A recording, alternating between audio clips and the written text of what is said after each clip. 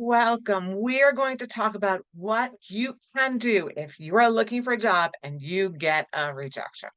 Okay, so the most important thing to know is which stage of the process.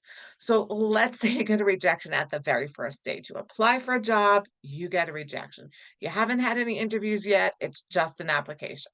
Okay, so probably there's very little you can do about reaching out to them. You didn't make the cut.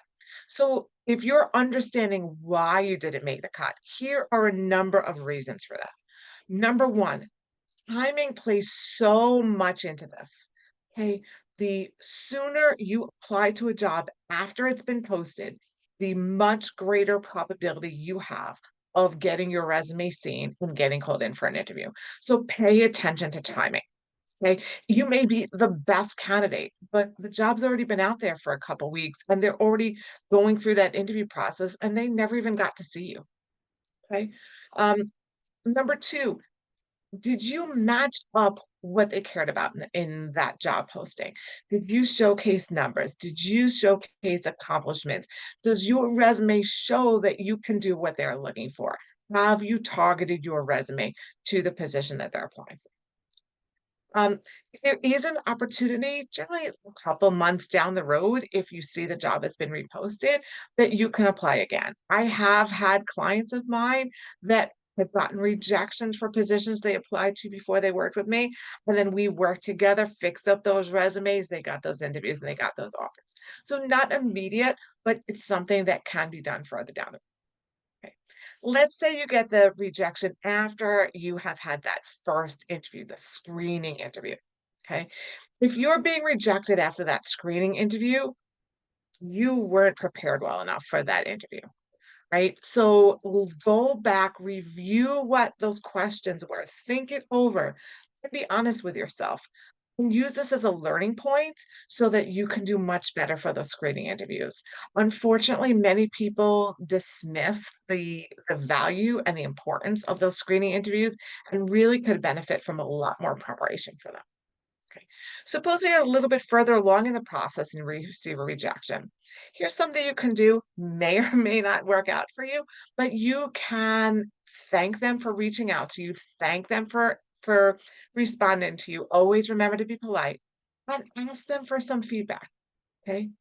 They're probably not gonna give you the feedback because they don't wanna be cited for liabilities, but there's always a possibility that they're gonna give you something that's valuable that you can use going forward. Again, using this as a learning experience, and sometimes that feedback may actually turn into them having a further conversation with you and you getting called back in. It's worth the effort.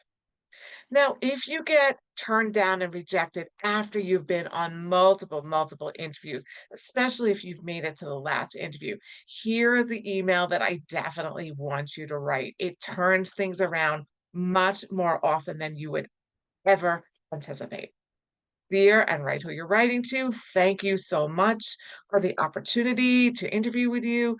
While I must admit I'm disappointed at not receiving the position, I wish you luck with the person that you selected. I hope that we will have an opportunity to work together in the future. And please think of me if there are any other opportunities available within your company. Right? Thank you so much. Best wishes. So few people will do that.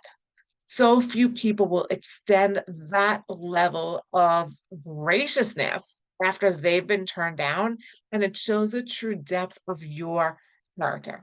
I have had clients that jobs have been created for them after they've done this. I've had clients that they have been called in because that first person quit or it didn't work out or they resigned or another opportunity was available or that recruiter recommended them for another position within the company. So definitely swallow your pride and send that email if you have been rejected when you are near the very end of the process. Okay, I hope you use these tactics and they help you out. I hope you found this super helpful for you. My name is Cindy. I empower career changers, transitioning teachers, and those returning to the workforce to find amazing jobs that match their current why. Let's schedule a free 45-minute discovery call to talk about how I can help you to achieve your career goals. I hope you have a super productive week. Always remember you're a warrior. Catch you next week. Have a good one.